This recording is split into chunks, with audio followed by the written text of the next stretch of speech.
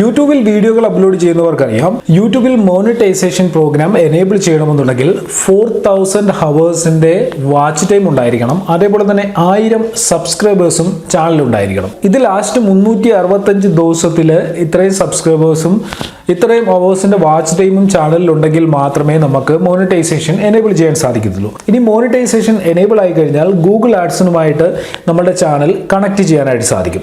ഇതിലൂടെ Google AdSense നമ്മളുടെ വീഡിയോകളിൽ അഡ്വർടൈസ്മെന്റുകൾ കൊടുക്കുകയും ആ അഡ്വർടൈസ്മെന്റുകളിൽ നിന്ന് നമുക്ക് വരുമാനം ലഭിക്കുകയും ചെയ്യും. ഇങ്ങനെയാണ് യൂട്യൂബിൽ നിന്നും ആളുകൾ കാശ് ഉണ്ടാക്കുന്നത്. കഴിഞ്ഞ ദിവസം ഒരു സുഹൃത്ത് ഫേസ്ബുക്ക് മെസ്സഞ്ചറിലൂടെ എഴുതി ചോദിച്ച കാര്യമാണ്, അയാളുടെ വീഡിയോകളിൽ 1-2 വീഡിയോസിൽ അഡ്വർടൈസ്മെന്റുകൾ വരുന്നുണ്ട്, എന്നാൽ ചാനൽ 1000 സബ്സ്ക്രൈബേഴ്സോ 4000 അവേഴ്സോ ഒന്നും കംപ്ലീറ്റ് ചെയ്തിട്ടില്ല, മോണിറ്റൈസേഷൻ എനേബിളും അല്ല, എന്നാൽ അയാളുടെ 1-2 വീഡിയോസിൽ അഡ്വർടൈസ്മെന്റ് വരുന്നുണ്ട്. ഇപ്പോൾ നിങ്ങൾക്ക് ഒരു സംശയം ഉണ്ടായിരിക്കും, എങ്ങനെയാണ് മോണിറ്റൈസേഷൻ എനേബിൾ ആകാത്ത ചാനലിൽ അഡ്വർടൈസ്മെന്റുകൾ വരുന്നതെന്ന്. അത് പറയുന്നതിന് മുമ്പ് യൂട്യൂബിന്റെ കോപ്പിറൈറ്റ് ക്ലെയിം എന്താണെന്ന് മനസ്സിലാക്കണം. മുമ്പൊരു വീഡിയോയിൽ യൂട്യൂബ് കോപ്പിറൈറ്റ് ക്ലെയിമിനെ കുറിച്ച് ഞാൻ പറഞ്ഞിരുന്നു. നമ്മൾ ഏതെങ്കിലും ഫേമസ് ആയിട്ടുള്ള കമ്പനി, ഇപ്പോൾ ടി സീരീസ് പോലെയുള്ള വലിയ വലിയ കമ്പനികളുടെ സോങ്സ്, അതിന്റെ ഏതെങ്കിലും ഒരു ചെറിയ പാർട്ട് നമ്മളുടെ വീഡിയോസിൽ ഉൾപ്പെടുത്തി കഴിഞ്ഞാൽ, ഇങ്ങനെയുള്ള കമ്പനികൾക്ക് കണ്ടന്റ് ഐഡിയ ഒക്കെ കിട്ടിയിട്ടുണ്ടായിരിക്കും. വലിയ വലിയ കമ്പനികൾ അവർ നമ്മളുടെ വീഡിയോയിലുള്ള അവരുടെ ചെറിയൊരു മ്യൂസിക്കിന് കോപ്പിറൈറ്റ് ക്ലെയിം തരും. ഇങ്ങനെ ഏതെങ്കിലും ഒരു വീഡിയോയ്ക്ക് കോപ്പിറൈറ്റ് ക്ലെയിം വന്നു കഴിഞ്ഞാൽ നമ്മളുടെ ചാനലിന്റെ മെയിൽ ഐ ഡിയിലേക്ക് ഒരു മെയിൽ വരും, കോപ്പിറൈറ്റ് കണ്ടന്റ് നമ്മളുടെ വീഡിയോയിൽ ഉണ്ടെന്ന് പറഞ്ഞൊരു മെയിൽ വരും. എന്നാൽ നമ്മളുടെ ചാനലിന്റെ സ്റ്റാൻഡിങ്ങിനെ അത് ബാധിക്കത്തില്ല, ഗുഡ് സ്റ്റാൻഡിങ് തന്നെ ആയിരിക്കും. കോപ്പിറൈറ്റ് ക്ലെയിം വന്നതുകൊണ്ട് നമ്മുടെ ചാനലിലൊന്നും സംഭവിക്കത്തില്ല. എന്നാൽ ഈ ക്ലെയിം ചെയ്ത വ്യക്തിക്ക് ആ വീഡിയോയിൽ നിന്ന് എത്ര ഏണിങ്സ് ലഭിക്കുന്നുണ്ടോ അതിന്റെ പകുതി വരുമാനം നമ്മൾ കൊടുക്കേണ്ടതായിട്ട് വരും. അപ്പോൾ ഇതേപോലെ തന്നെ മോണിറ്റൈസേഷൻ ലഭിക്കാത്ത ഒരു ചാനലിൽ കോപ്പിറൈറ്റ് ക്ലെയിം വന്നു കഴിഞ്ഞാൽ ആ കോപ്പിറൈറ്റ് ക്ലെയിം വരുന്ന വീഡിയോയിൽ അഡ്വർടൈസ്മെന്റുകൾ കാണിക്കും. കാരണം ഇതേപോലെ ഒരു ബിഗ് കമ്പനിയുടെ ഏതെങ്കിലും ഒരു മ്യൂസിക് നമ്മൾ ആ വീഡിയോയിൽ ഉപയോഗിച്ചിട്ടുണ്ടെങ്കിൽ ആ മ്യൂസിക്